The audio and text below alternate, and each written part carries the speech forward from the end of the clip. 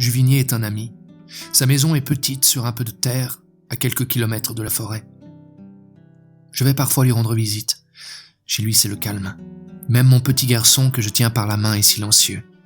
Il faut y être quand il y a du soleil, à 11h30 du matin, ou le soir vers 6h. Un verger, puis un pré, un jardin et des morceaux de cour avec de l'herbe rase, un tronçon de chemin. L'endroit est plutôt sec. Juvigné est comme moi avec mes quelques hectares, un peu plus tranquille sur son bien, mais tout aussi heureux à côté. D'un point de vue affectif, il n'y a pas de bornage entre nos champs et ceux qui les entourent. Nous y sommes attachés de la même façon. Il vit avec peu de choses, il a des livres pour étudier, il s'occupe de ses abeilles. Je le trouve auprès de ses arbres, ou bien à l'intérieur appliqué à transvaser, à étiqueter le miel qu'il conserve dans de gros pots gris. Parfois, Juvigné est dans la campagne, soit qu'il court après un essaim, soit qu'il inspecte les environs pendant quelques instants pour connaître l'état des fleurs. Je lui demande toujours de m'expliquer où sont les abeilles, que ce soit l'époque des navettes ou celle des acacias. Il y a aussi dans cette région des lierres fleuries assez importants pour être considérés. C'est le trèfle blanc qui est la matière riche pour le meilleur miel. Mais les fermes n'en font pas beaucoup parce que la graine est chère. En dehors des jardins et du printemps avec ses arbres fruitiers, le trèfle du foin, les fleurs blanches des épines et des sureaux, il y a le tilleul qui est essentiel quand les grandes floraisons sont passées. Et c'est à partir de ce moment-là surtout qu'il est intéressant de savoir où se trouvent les abeilles. Au milieu de l'été, il a les graines de poireaux violettes qui attirent sur elles, dans tous les potagers, plusieurs sortes d'insectes. Certaines années, il arrive que le temps chaud et humide fasse sourdre du miel sur les feuilles des tilleuls et des chênes. Les miels d'automne, qui sont plus sombres et moins délicats, doivent beaucoup aux sarrasins dont les fleurs grises appellent les abeilles en août, avant que les ramiers et les tourtes viennent se poser sur les picottes. Pendant mes visites chez Juvigné, je ne vois plus le monde de la même façon. Il me semble que les fleurs, leurs couleurs et leur sucre seulement ont importance. Il me semble agréablement que les événements de la vie sont des floraisons qui tirent sur leur fin, d'autres qui arrivent, ou bien des pluies malvenues qui empêcheront le travail. Par temps orageux, la récolte est bonne. Juvigné m'annonce que les mouches se posent lourdement en retour. Et le soir, il aime à me faire distinguer le chant spécial de la ventilation que font les jeunes abeilles. Les abeilles, maintenant pour moi, sont un peu les amis de mes amis, et la vue de la dernière abeille avant la nuit me rappelle toujours Juvigné. Je considère Juvigné comme un ami, mais je sais que cet homme-là vénère une notion très absolue de l'amitié. C'est-à-dire qu'ayant été fils unique, il a pris une habitude d'intimité avec lui-même qu'il s'est sans doute entêté à chercher ensuite auprès des autres. Il m'en a parlé. Ce n'est pas qu'il soit bavard, mais il se parle à lui-même devant moi, en sécurité. D'ailleurs, il pense alors à l'existence en général et pas à sa propre vie. Je le comprends bien. Juvigné est revenu à la campagne depuis quelques années. Dans la capitale, avec son métier d'écrire, il avait beaucoup de relations, mais il a dû admettre peu à peu qu'entre lui et les autres, il aurait toujours un masque, puisque portaient un masque même ceux qui lui paraissaient susceptibles de connaître l'amitié. Celle qu'il appelait les fausses présences avait fini par le fatiguer. Il s'est reposé en habitant cette ancienne ferme dont il a mis les pierres en valeur avec beaucoup de pureté. Et, refusant les chiens avec méfiance, il a installé des essaims sous les ruches de paille, pour s'entourer d'une vie plus active que celle des poiriers greffés et des vieux pommiers. Il m'a raconté quel genre de heurts il ressentait quand il cherchait encore l'amitié parmi les hommes. Il ne s'estimait pas brimé par la société, mais s'indignait parce qu'il ne trouvait jamais chez les autres cette possibilité de chaleur fraternelle et partagée à laquelle il croyait. Et là-bas, quand Juvigné parlait de ce problème, ses relations lui répondaient « C'est une force de se suffire à soi-même ». Mais d'après lui, s'ils se suffisaient à eux-mêmes, c'est qu'ils ignoraient jusqu'à l'existence de l'amitié. Il eût accepté d'être jugé trop médiocre, mais il ne voulait pas rester en dehors faute d'avoir été vu. Ce n'était d'ailleurs pas des mines renfrognées qu'il recevait. Ses collègues préférés, il me les a décrits intéressants par leur recherche et très aimables quand il allait les voir. Seulement ils étaient égoïstes. L'amitié ne pouvait se nourrir. Juvigné se manifestait à eux par la force de sa foi pour une communauté profonde. Il apportait sa part pour appeler la leur. Mais ne recevait qu'une chose informe, parfois assez belle peut-être, mais sans charpente et sans avenir. Cependant, Juvigné m'a raconté son souvenir d'une amitié au lycée de la région où il fut pensionnaire. Les carrioles ayant déversé à la porte cochère des paysans destinés aux mathématiques, il passa quelques années avec eux, enclos de murs avec des ormes dorés et pourris, des cours où affleuraient de grandes dalles d'ardoise usées. Juvigné garde un peu de nostalgie pour une certaine abolition de la personnalité à laquelle se vouaient les plus âgés, dont il faisait partie.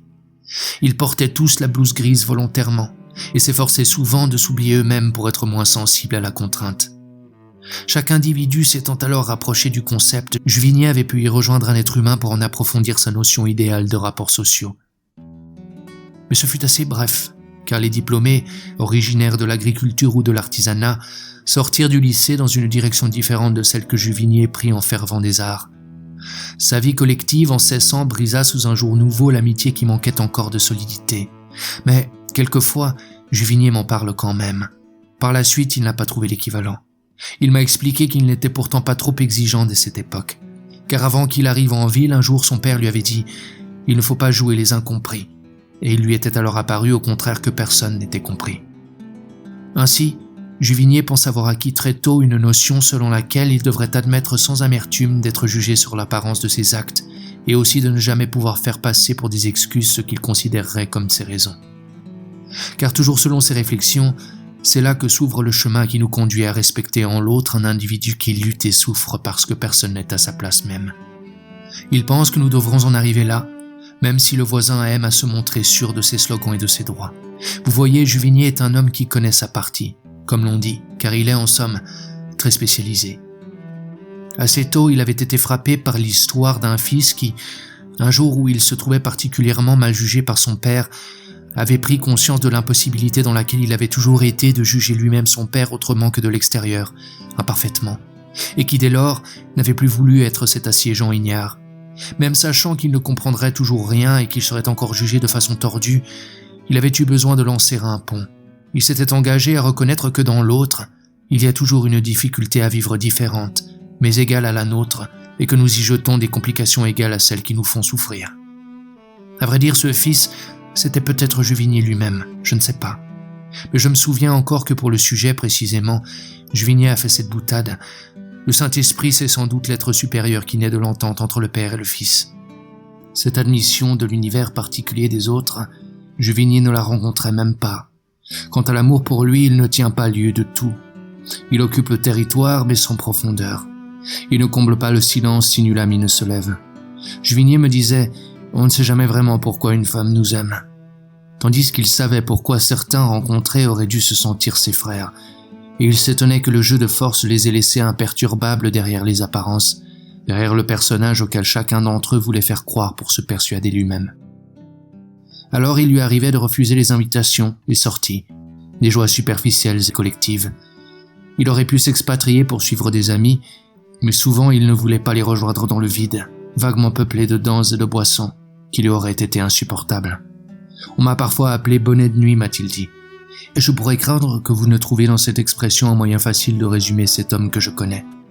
Mais j'espère que vous avez déjà compris combien Juvigny est un être positif qui chaque jour a construit l'esprit de sa vie, quand celui-ci pour beaucoup de gens n'est même pas un sujet de pensée accidentelle.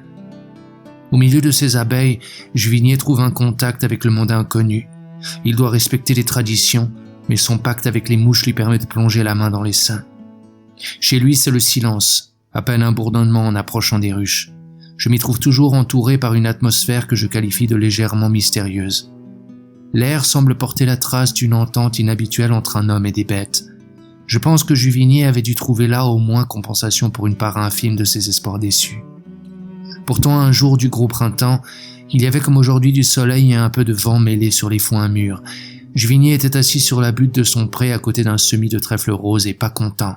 Non, une lettre m'a-t-il dit. Et puis il avait essayé d'écrire, il avait réfléchi. À 2 heures depuis midi et sans avoir mangé, il était encore là, les avant-bras sur les genoux, regardant jusqu'à l'horizon les grandes pâquerettes blanches et cherchant pourquoi son besoin d'amitié avec les humains n'était pas satisfait. Pourquoi il abritait cette envie impérieuse, quoique presque étrangère, de connaître une entente qui soit un apaisement, comme si le monde n'était pas achevé. Au bout d'une herbe folle, une abeille, Juvigny lui a tendu le doigt, elle a changé de perchoir, mais l'abeille l'a piqué sur le dos de la main. Cela arrive, l'éleveur est habitué, moins sensible aux piqûres. Elle doit être malade, elle s'est affolée. Voici ce qu'il s'est dit en la faisant passer dans le creux de sa main. Il pensait la porter vers les ruches. 2 ou 3 abeilles sont venues tourner autour de lui. En quelque endroit qu'il soit, ses enfants turbulents le reconnaissent toujours.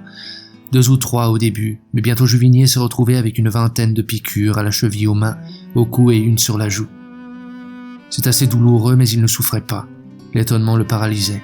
Ou plutôt s'il souffrait de l'amère déception du père volé par ses enfants.